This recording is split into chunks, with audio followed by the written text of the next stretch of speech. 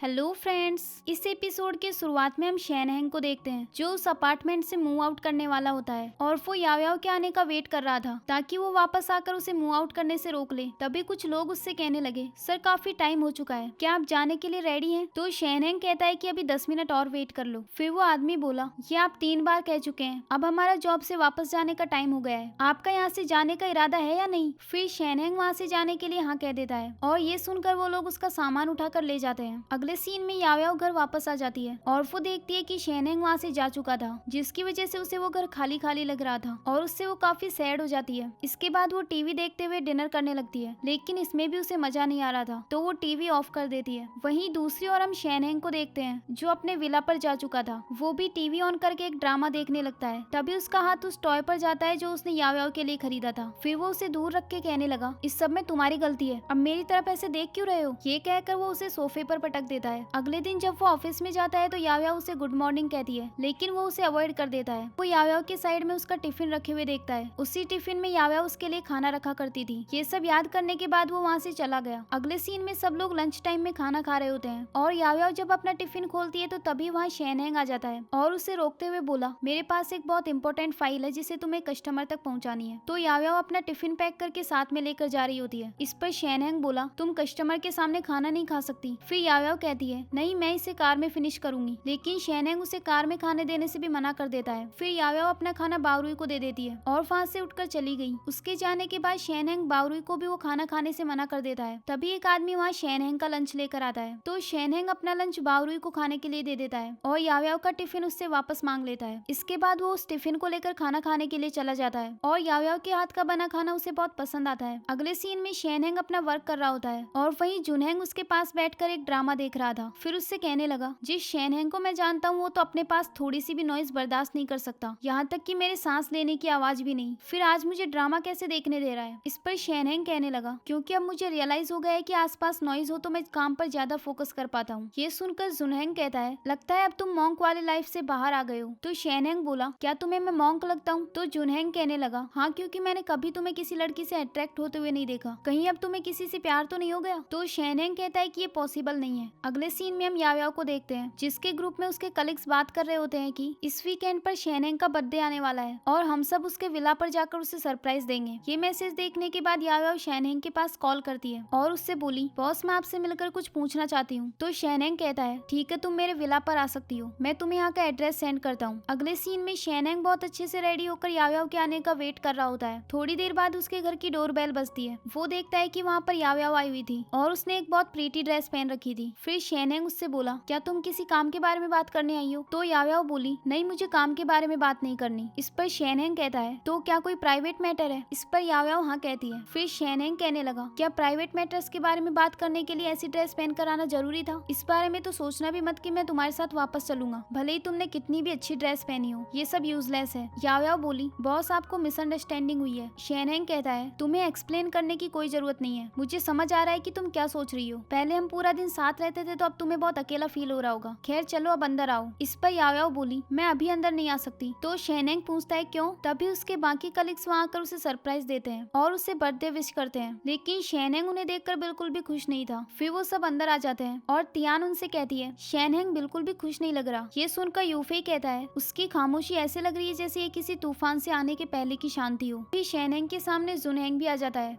वो भी उसे बर्थडे विश करता है। तो शैनहेंग उसे डांटते हुए कहने लगा, तुम्हारी हिम्मत कैसे हुई मेरे घर में घुस आने की? ये सुनकर जुनहेंग कहता है, तुम मुझसे ऐसे क्यों बात कर रहे हो, और शायद तुम भूल गए कि तुमने मुझे अपने घर की चाबी दी थी, तो मैं जब चाहूँ यहाँ आ सकता हूँ। अभी तुम स्टडी रूम में थे तो तुमने मुझे देखा नहीं। खैर आज तुम 30 साल के हो चुके हो और हम नहीं चाहते थे कि आज के दिन भी तुम काम करो, इसीलिए हम यहाँ तुम्हारा बर्थडे सेलिब्रेट करने आ गए। ये सुनकर शैनहेंग बोला, सब लोग पूरे वीक काम करते हैं और तुमने उन्हें वीकेंड पर भी रेस्ट नहीं करने दिया, बल्कि उन्हें खींच कर यहाँ ले आए। क्या तुमने कभी इनकी फीलिंग्स के बारे में सोचा है? तभी जुनहेंग बोला, क्या तुम सबको बुरा लग रहा है? इस पर बावरुई कहने लगा, नहीं हमें तो बहुत अच्छा फील हो रहा है, मैं तो हमेशा से बॉस का बर्थडे सेलिब्रेट करना चाहता था, लेकिन कभी हिम्मत नहीं हुई। और फिर बाकी सब लोग भी बताते हैं कि वो यहाँ आने से काफी खुश हैं। फिर जुनहेंग उनसे बोला, अगर तुम सब इतने इंटरेस्टेड हो तो चलो मुझे फॉलो करो, मैं तुम्हें यहाँ विजिट करवाता हूँ। फिर वो सब उसके साथ अंदर चले जाते हैं। अंदर जाकर वो उन सब लोगों को शैनहेंग का विला दिखाने लगता है और फिर उन सबको लेकर रूफ टॉप पर चला जाता है। अगले सीन में वो सब गार्डन में शेनहेंग का बर्थडे सेलिब्रेट कर रहे होते हैं, जहाँ पर काफी ज्यादा गर्मी थी और शेनहेंग अभी भी बहुत गुस्से में बैठा हुआ था। तभी जुनहेंग उन सबसे बोला,